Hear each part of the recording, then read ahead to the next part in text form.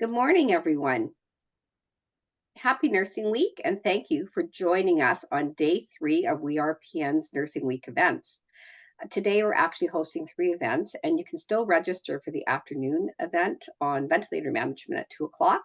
And this evening, we have our fireside chat with our CEO, Diane Martin, and Provincial Chief Nursing Officer, Karuna Velji.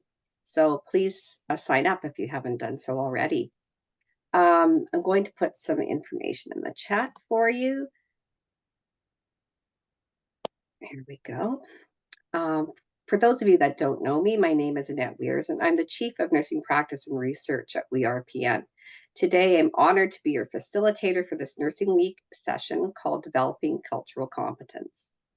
We would like to begin this session by acknowledging that WeRPN is located on the traditional lands of the Anishinaabe people. With this, we respect the long-standing relationships that Indigenous nations have to this land as they are the original caretakers.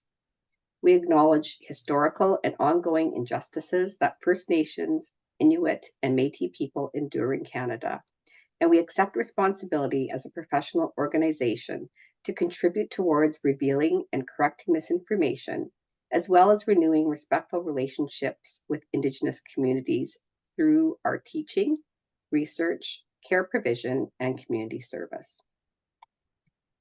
I would also like to acknowledge all of Ontario's nurses and registered practical nurses, in particular across the care continuum, and would like to extend my heartfelt thanks to all of you for all you've done and are doing to care for Ontario patients, residents, and clients as you continue to go above and beyond in your commitment to care. Happy Nursing Week to everyone. As a virtual attendee, you can watch the presenter and you can engage through our chat and QA functions. So to begin with, if you could just let us know where you are attending from in the chat today. If you require any technical support in the chat, you'll see Itzel's contact information and she'd be pleased to assist you. Now, that's great. We're seeing some locations already. At the end of the session, we also wanted to share that we'll be announcing the winner of this session's gift basket. So we have a lovely basket to give to one of our attendees. But please remember that you have to be in attendance at the end of the session to receive the prize, or we're going to redraw a name. So it's worth staying on till the end. I now have the honor of presenting our speaker for this session. Our speaker is Marilyn Oliver, and she is a dedicated and experienced registered practical nurse. Graduating in 2010, she embarked on her journey in healthcare, gaining clinical experience and knowledge enriched by her hands-on practice in diverse settings such as home and community, complex care, and acute care. Her experiences also include teaching in the personal support worker program at Sheridan College and joining WeRPN in 2022, first as a case manager in the Begin program, and then we were fortunate that she joined our WeRPN Professional Practice Department in 2023.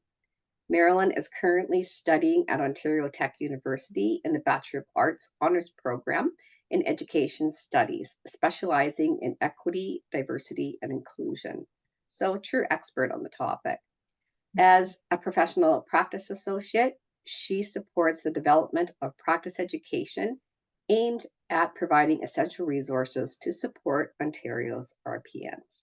So welcome, Marilyn, and I will turn it over to you. Great, thank you so much. Thanks, Annette. And thank you everyone for joining us. Most importantly, Happy Nursing Week. So we are a little technical challenge right now, so I am going to stop sharing this particular slide. And then we'll get into what we really want to talk about, which is our cultural competency as nurses. Just give me a few seconds here and we'll start the presentation.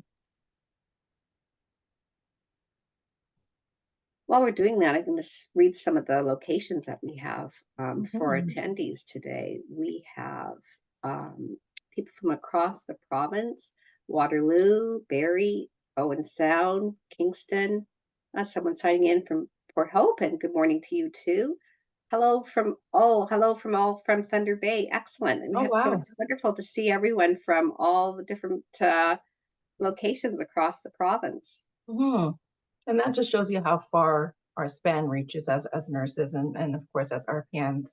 And that's why our topic today is so important, which is cultural competency and how that really fits into your role as an RPN, whether you're working in home care, complex care, community care, anywhere that you're using your nursing skills. So really, the question or the event is just cultural competency. And of course, how do we put that into practice? So these are some principles. We'll just get started and jump into it. So again, critical thinking is what we do and what we always seem to do. So why not put it into practice? And we have, of course, our principles. And what does that mean? What exactly are our principles and our cultural awareness, and how does it fit into our role? So as nurses, we are always doing self-reflection, and this is pretty much where it all stems from. How do you look at your practice? How do you incorporate cultural competency in your practice? And how do you make sure that the care you're giving is holistic? Those are things we always want to be aware of. So again, it truly is about awareness. And of course, we know that there are always going to be um, times in which we are faced with power differentials between ourselves, whether it's management or ourselves and our clients. And you'll see that I use client patient kind of loosely, but they all mean the Ontarian that we serve. So again, building those partnerships are crucial to the care that we're going to be providing. So it is necessary. And of course, by doing that, it changes in every work environment, but it is something in which we are truly invested in. So a question for you as we go through this presentation is, again, part of our reflection.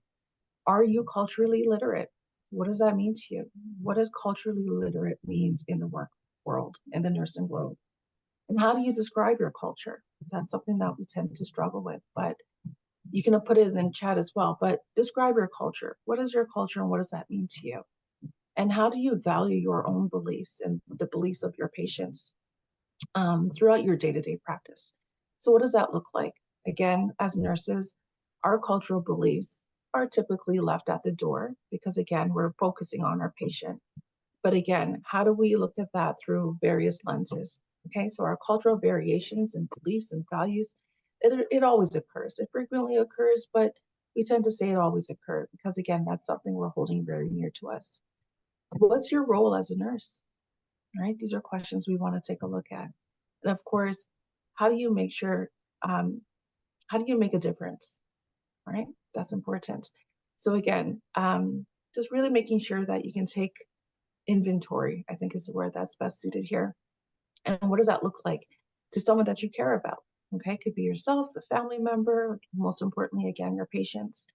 And what does your body language overall, throughout this entire event, throughout your day to day, what does your body language say when you're with your patients? What does that mean? If you're crossing your arms, if you're looking away, if you're not really engaging with your patient, what is your patient taking away with that interaction? Right? These are questions we need to look at. And of course, could your body language be suggestive of something else? Right? You're rolling your eyes, you take your phone out, you're scrolling through whatever app, not really focusing on the needs of the patients. What is that saying to your patient about your mindset and where you want to be? Are you really engaging with your patient? So again, are you culturally literate? That's going to be the takeaway or the question for the day. So we like definitions. By nature, we're nurses. We tend to thrive when it comes to definitions. And when it comes to cultural competency, this is still relatively new, new in practice. So we want to make sure that you have these little bit of gems or takeaways, if you will. So cultural competency, it's pretty straightforward. It's the ability to effectively interact with people that belong to different cultures. So if we go back to the main question, what is culture? What does that mean? And the long and short of it, or the generic answer would be really it's the fabric of what makes you who you are, right? So it could be the music you listen to, the foods you eat, right? Your traditions, your practices. That all boils down to culture. So how do you integrate your patients' cultures into their care? And of course, cultural humility. This is something that we're all working on. And of course, acknowledging oneself as a learner, right? Being humble. If you strip back all the layers of what cultural humility means, is that you're really being open-minded. You're taking away those blinders, right? You're not seeing just only what's in front of you, but you're seeing what's around you. So how do you put that into practice? So acknowledging oneself as a learner And of course, with that, it comes with understanding about another person's experience.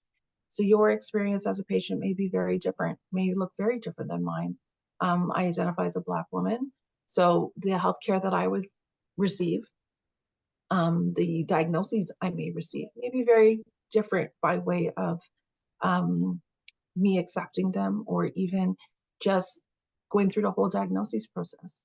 Case in point, we know that Black women are susceptible to breast cancer. So screening has happened a lot later in life for us, but we know historically that happens in late 30s, early 40s, where screening should be happening, right? So again, being that advocate for your patient. These are some statistics currently in Ontario, and they change day to day, but right now, as we know, 14% of our Ontarians, you, me, and everyone around us, 14% of us, we live with some sort of disability. So what is a disability? It's something that could be invisible or even visible, right?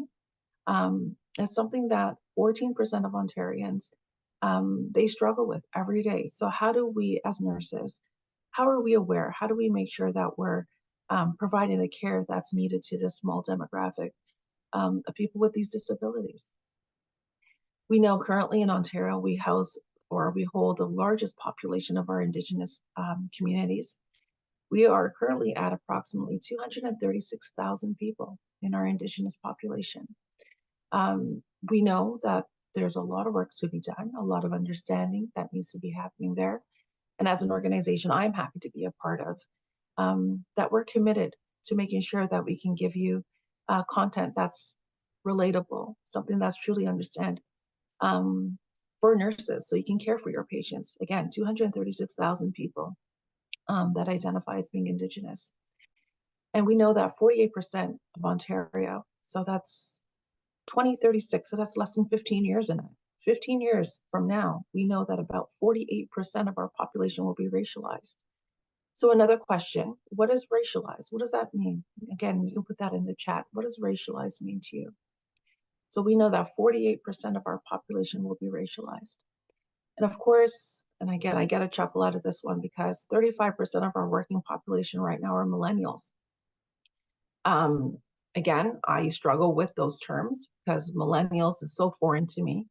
But when we take a look at what millennials are, those are those individuals that were born in between 1981 to 1996. And some of us can probably think about where we were in 1996. It doesn't seem too long ago. But just to even extend that, we know that Gen Zs, those are those individuals born in between 1995 to 2015. And then, of course, Gen X, 1965 to 1979. Those are the years that we're looking at for Gen X.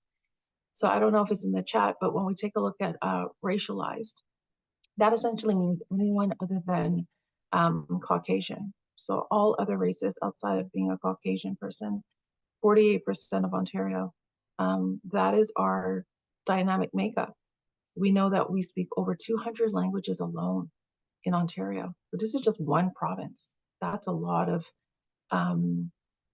diversity in one province. So how do we incorporate, knowing what we know now, just based on these statistics, how do we incorporate that as nurses in our care that we deliver to our patients?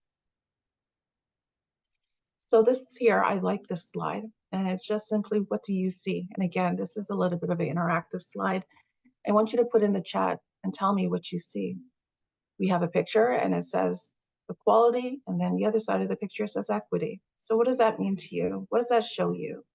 We have a gentleman, a young lad, and then of course a little person there, a little kid, on the equality side. And of course equity, same people, but different setup. So tell me, what do you see in this picture? I'm interested to hear.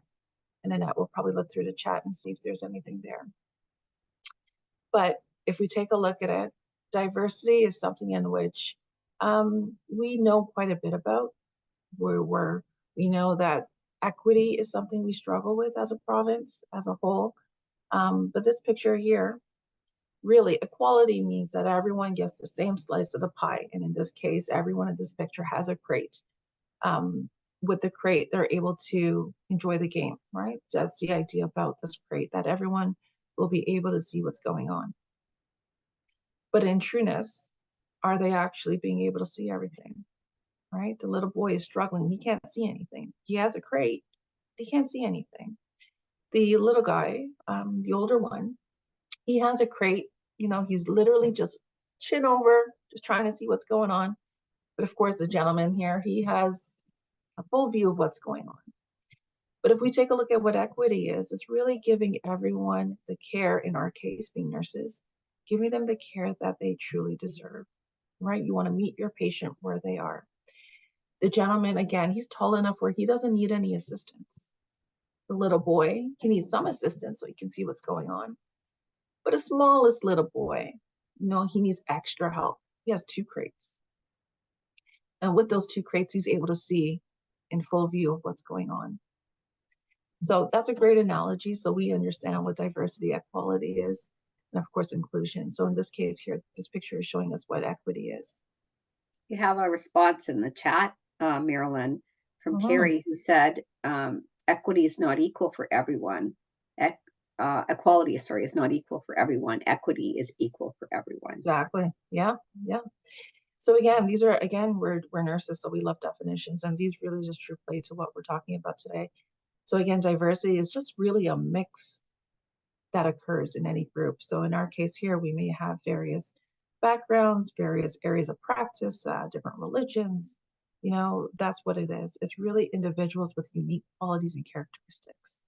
When we look at equity, just what the participant said, it's really when everyone is treated according to their diverse needs, right? That's what we really want to focus on.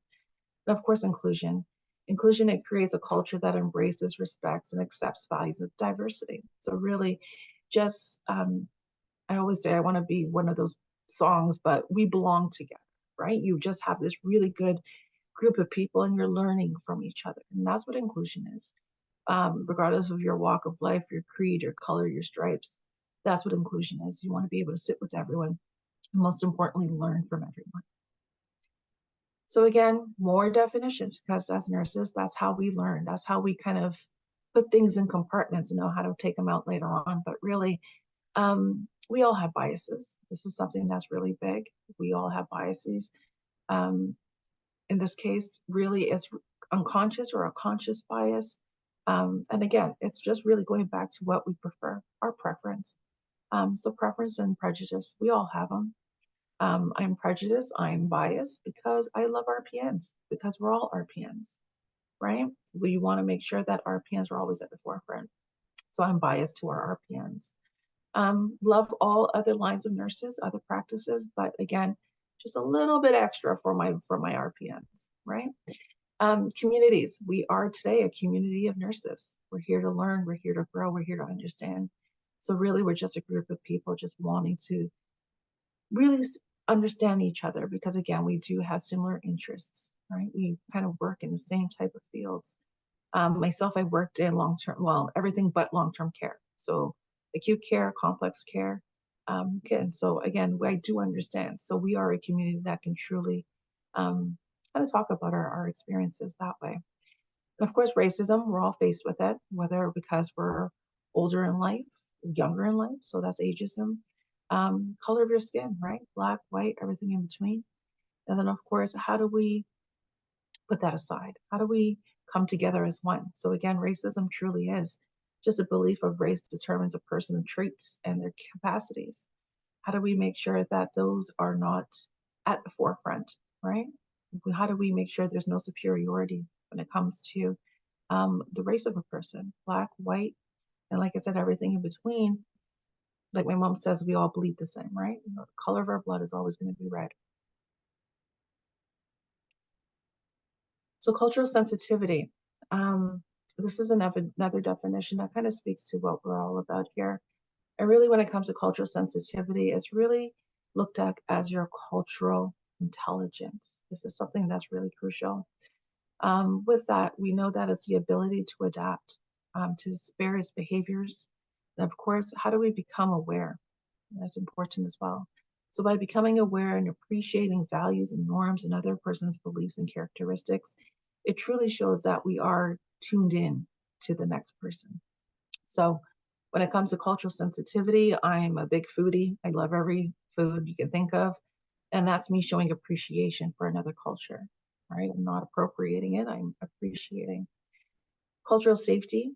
This is something as nurses we need to strive and do better at because, again, our patients are dependent on us. We want to make sure that our patients feel safe in our care. So, how do we do that?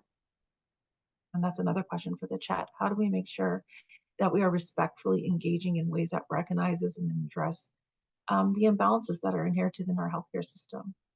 So, case in point, our Indigenous group. We know that they are reluctant to seek help just because of everything that's happened in the past. We think about less than 100 years ago, the residential schools, right? Their names were stripped away from them, their identity was stripped away from them. Um, they were given names, or even in some cases, even given numbers instead of names. So, again, trying to build that trust back within that community. I had a patient that's come in once upon a time ago, and we all thought he was drunk, but in fact, he was dehydrated, right? So again, those pretty much those stereotypical things that we think of. Another case in point, you'd have a patient coming in, really in pain and hunched over.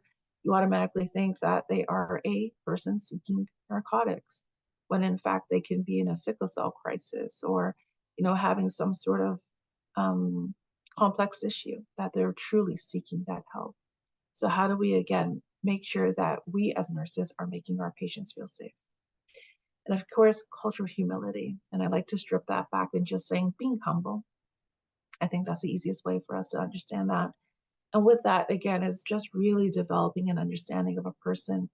Again, the systemic biases that exist. And of course, how do we reflect and maintain those relationships? How do we make sure that our patients are truly trusting and know that we're there to really learn from them? They are the patient expert, right? That's who they are. I'd like to use this example that last year we were at an event where we were really meeting with community leaders and had a group of nurses.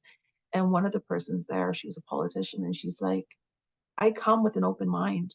I'm going to take everything you're saying to me, I'm going to put it in my heart and kind of put it back out into the universe because I come with an open mind, not knowing anything about nurses. But I want to make sure that I'm being humble, right? I'm being open to what you're saying. So that's a great example. Taking in information and putting it back out into the world with a true understanding of what it is. So I like to say if we had a prescription in nursing for cultural competency, this is what it would look like. We want cultural competency to be in action. And this is our prescription, right? We want to make sure that we're providing care for all our patients across Ontario and beyond for that matter. Again, cultural competent care is what we're striving for. So this is you putting that in practice right now. You're attending a session, just learning the basics, the first 101s of what cultural competency is. That's you. And how do we bring that information from our minds back out into our practice, regardless of the communities and the populations we're serving? That's a great question. And of course, we want to be able to engage in various communities, again, various cultural areas, and understanding who they are and what their social norms are. We want to be able to serve those communities. Not saying that you have to go out of your way, working various areas, but just know that from time to time, you may have a patient from various backgrounds, and we want to be able to identify and understand those cultural gaps. Okay. An example, I've worked in community care, and I've had patients who could not have a male nurse for religious beliefs. They needed a female nurse for personal care and things of that nature. So those little nuances, you want to take stock of that. And of course, when it comes to our leadership, regardless of your practice, regardless of your settings, you want to make sure that, and this is something that obviously is out of our control, but it would be nice that, again, this is just a prescription, if our hiring practices can be more diverse. And I'm very happy to see that here at WeRPN. This is something we strive for. So we want to make sure that nurses, wherever you work, that you could actually look across the way and see someone that may look like you, right? Your same cultural beliefs, your understandings at the core, but obviously at a professional level, it'll be a lot different. But knowing that, you do have someone looking similar to you, that's important. So that shows diversity in the nursing world or any profession. And of course, when going back to our patients, we want to make sure that we are using language in which they understand. Staying away from the medical jargon, we tend to Really, that's just who we are. We tend to use quite a bit of medical jargon. That's all we understand. I'm not going to say to Mr. Smith that I'm going to be giving you Tylenol PRN. He's not going to understand what that is. I'm not going to say to him that I'm going to be giving you, I'll be taking some blood from you. That's something he would understand. So really, speaking to your patient in terms in which they would understand. That's the takeaway from there. And of course, taking time to learn about various cultures and religions and beliefs. And that's what we're doing here, right? You're taking that time to really set the tone of your practice moving forward. You want to be able to understand why, shaking somebody's hand from an Asian culture may be rude, or looking them straight in their eyes, that could be considered rude, right? So you want to be able to take away little tidbits of what you learn, regardless of where you are, and apply them to your day-to-day practice. And who would be the person that you learn from? Chances are it would be your patient. Again, they are the patients, they are the experts, they understand who they are. So legislation, this has been in place for us just so we have a further enhanced blueprint of what Ontarians require. It's important for us to understand that as nurses, that these legislations, they do exist. And it's something in which society is held by these standards, not only nurses, but again, it defines the rules that forbid certain actions. So it also prevents chaos and danger. It defines the rights of citizens. So just think about our Charter of Rights and Freedoms. And of course, it protects minorities from discrimination. That provides a framework for prosecution. Again, that's later. That's more of a high level look at what legislation and why it exists. Diversity, equity, and inclusion. This is why we're here, right? We understand what diversity is. We understand what inclusion is. But equity, that's what we struggle with. And that's what we're trying to put into place so everyone understands what equity of care looks like. So again, equity, it's a freedom from biases and favoritism. We know that diversity and inclusion is more commonly understood, like I said. And again, going back into those legislations that are in place, most importantly, take a look at your human rights codes, right? It lays out everything there as a citizen, as a person of the country, um, everything what you're entitled to. You should be free from any favoritism, biases, and things of that nature. So we want to make sure that you truly understand what that is. And then, of course, if we take a look, going back to truth and reconciliation, like Annette said in our land acknowledgement, this is a commitment that we are truly committed to. This is something as Ontarians or Canadians on a whole, we are looking into again, that self-reflection piece. And again, going back to what I said, less than 100 years ago, the last residential school was closed. So that was 1996. I was at a presentation most recently, and one of the administrators said that she did a walkthrough in Brantford at the last residential school, and you can actually feel the eeriness that was there. And she said the person facilitating the tour said that their names were stripped away from them. They were given numbers. So Annette, imagine being referred to as number one. My name was number two, so on and so on and so on. My language was stripped away from me, right? I was forced, or I was to assimilate to Western culture. So everything that I knew was completely taken away from me. So imagine now, fast forward, we are 2024, and it's still something in which our Indigenous group are having post-trauma. How do we incorporate what we know now and what we knew then? How do we learn from that, and how do we make sure that they are truly going to be accepting of the care that we're giving? And again, they're the person expert, they're the patient expert, right? So they're able to tell you exactly what their needs are. Listen. I think that's, if anything, the biggest takeaway is making sure that we're listening to our patients, and of course our Indigenous group. We have areas where they don't have clean drinking water in current day 2024. So these are things we need to really self-reflect on and see where we can make those minor changes, right? So I like this. This is a clinical pearl. A clinical pearl is just really that nugget of information you take away from anyone you spoke to, any event you may have gone to, anything you hear in passing. But it's something that's kind of clicks, or in Oprah's mind, it's an aha moment, right? So we want to make sure that we always have an aha moment or a clinical pearl. And this quote here from this author, his name is Justin Jones Bosu. Diversity and inclusion is not just what we have to do, it's about whom you choose to be. So have that kind of percolate in your mind and really think about what that means. Are you choosing to be on the right side of change, right? Diversity, equity, and inclusion. And again, it goes so much deeper than just saying these words. Right? You need to know where you stand in all of that. So here at WeRPN, we are very, very proud of the work we do here for you. These are documents and books and workshops and everything we do here. This one here, this is available online, and it is a PDF book as well. We created this through professional practice, and this is something, again, like I keep saying, we're very, very proud of. It's been developed, and it has supplemental sources for you as well about cultural competence. Really, this is just our first step in the volume of work that we have and that we've committed to make sure that we have cultural safety literature, documents, and takeaways for you. This workbook here, again, done by RPNs for RPNs, and I keep saying that, again, I am truly biased.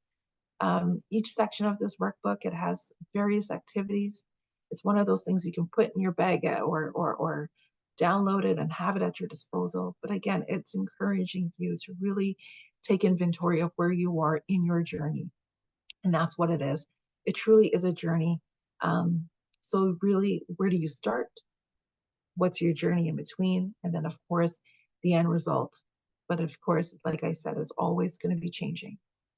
But this workbook, like I said, is full of resources, supplemental guides, so you can actually take a self-cultural competency checklist in the book, see what your biases are, and see how you can make those changes.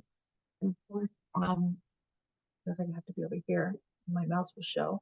So this checklist here, as I circle it online here, it was developed by Central Vancouver Island Multicultural Society, and we've adapted it, or adopted it rather. But again, it has learning activities, and it takes a look at our healthcare professionals. These are your first steps. So you do this assessment, and you kind of go back to the book and kind of pair them together and see where you are in your journey and how you can make some changes. And if it doesn't work, like in any good assessment, you kind of go back, reinvent it, and keep going back until you figure out where you are. But again, it's a journey. Our commitment, again, here at the organization, we are committed to cultural safety. As healthcare providers, that's just what we do. We understand the importance of the care that we provide to any community we work in, whether it's looking at their social economical statuses, because again, we know that there are determinants there. We also want to make sure that we're looking at how we can make subtle changes to make that big impact at the end. So cultural competency is essential. It's something that we need to ensure that every patient that we help are receiving equitable care. Our populations, we see it day after day. It keeps changing. It's becoming more diverse. Like I said, we're currently at 48% of racialized communities, right? 236,000 Indigenous members. So you can see the diversity just alone in Ontario, just with those statistics. And of course, social determinants. Not everyone will be able to afford care, but we can provide care. And that's what we need to take a look at. And how do we do that in the most unique ways that's going to be most impactful to our patients? Of course, if we implement all of these things, our patients will be more acceptable, or they'll be more accepting of the care we want to provide. So again, positive patient outcomes is what we're looking for all the time. And of course, we want to make sure that positive outcomes are culturally sensitive and cultural competent. So I like this particular one because, again, we are in this truly together. This is just not a phrase for COVID. This is truly something that we embody as nurses. And I like this because it says compassion right in the center. This plus sign, this cross, this compass, it all means the same thing. It all leads to compassion. So if you take a look at all your cultural awareness that you've learned and will continue to learn, and if you couple that with cultural competence, and of course your cultural knowledge and cultural sensitivity, if you put that all together, you'll get compassion. So I tell all the students that I teach and all the nurses I meet, you can only lead with a compassionate heart, right? So if you're leading with compassion, you all naturally will gravitate to all of these four quadrants. Again, cultural awareness, practicing that self-compassion and everything in between. Now, let's see. My video. Give me 1 second. Can you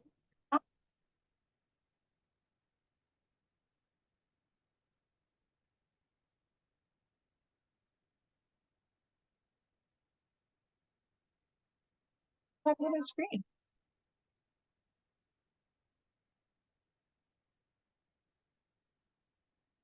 Can you hear?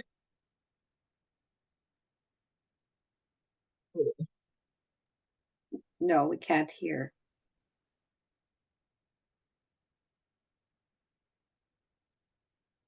Okay, so we have a video, and like I said, we are having a little bit of a technical issue this morning. And I think it drives the message across of what we're trying to really have everyone understand, and it's a great takeaway. So I want you to be able to hear this video so we can actually, So when you're talking about my here we go. So let's try this again. My computer has not had any coffee. So let's see. I'm Albanian. Can you hear? I am Chinese. I am deaf. I am Punjabi. My diversity is a strength, not an obstacle. I want to be treated with respect. With respect. I want Oh. you to acknowledge my belief and customs. Even if you don't understand them. I want to feel I have been heard Why does it keep and talking? understood. My apologies, everyone. I want to understand what I'm being told and not be made to feel small if I don't understand. I want to feel safe. English is not my first language, so when you're talking about my health, Please don't use medical jargon. Make sure I understand your instructions. A misunderstanding over a dosage could be fatal. Don't forget to ask me about the quality of your care. My feedback is valuable. If I have a complaint, I want to have somewhere to go where I will be heard and understood. I want to see my culture represented in your organization. I want to feel safe. I might even be afraid. I am at my most vulnerable. Being understood. Understanding you. Being treated with respect. Being made to feel comfortable. Being accepted as I am. As I am. These things instill confidence. Make me feel safe. Okay. So that really is a love letter or a prescription to patients of Ontario. It's truly listed. It says here, listen to me. It kind of just sums up where we are in our journey. We want to be able to help Ontarians the way we know how.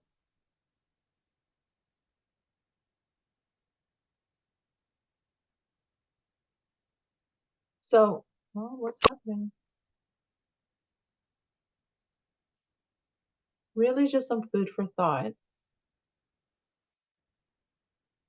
If we're not intentionally inclusive, we are unintentionally exclusive.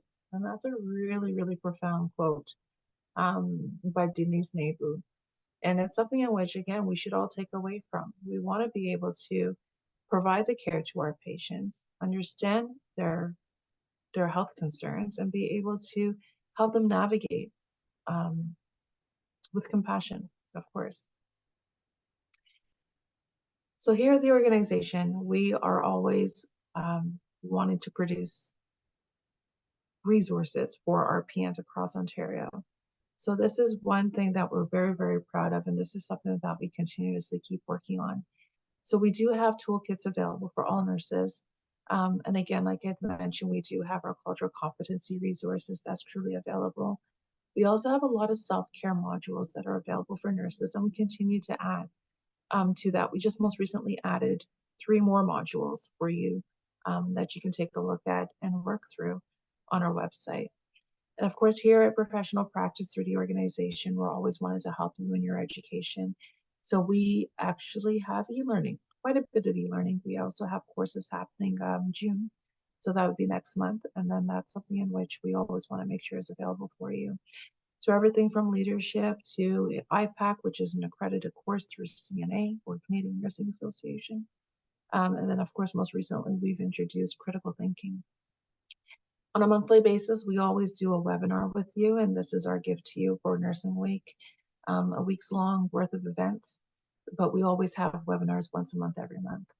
And of course, support. We want to make sure that we're able to support you. So as a member, you have access to your professional practice team where we really go through everything that's needed. So whether it's anything from your practice to career coaching, mentorship and ambassadorship, we have pretty much a lot of it available there for you. And now it's time for any questions. Annette? I don't have any questions yet, but please, if you have any. There's a question here. They're asking about the resources. One of the questions is they're wondering if PSWs can access the resources as well. And the answer, we've lost Marilyn. But Marilyn, just to answer you about the PSWs, our resources are free on our website. So please feel free to access them, share them with your colleagues in your organizations. We would really love everyone to access them. The workbook that Marilyn talked about is available to anyone to download as well. And it's a really great way to start your self-assessment. Hopefully Marilyn can get back on, but I really would like to thank her for sharing her expertise and knowledge with us today. Part of our new code of conduct with the College of Nurses includes aspects of cultural safety and cultural humility. And I think that Marilyn has really provided us with a great way to start looking at our own selves and our self-assessment. And how we can start that journey to creating those culturally safe environments for the people that we care for. And so it's been, I think this has been really helpful. So please feel free to access our resources. I just want to say in wrap up that we remind you that please feel free to register for the remainder of our events this week. Oh, Marilyn, you're back. Our internet can be unstable sometimes. Oh my word, yes. I just thanked you for your wonderful presentation and starting our journey towards enhancing our cultural humility and creating those culturally safe environments for the people that we care for. And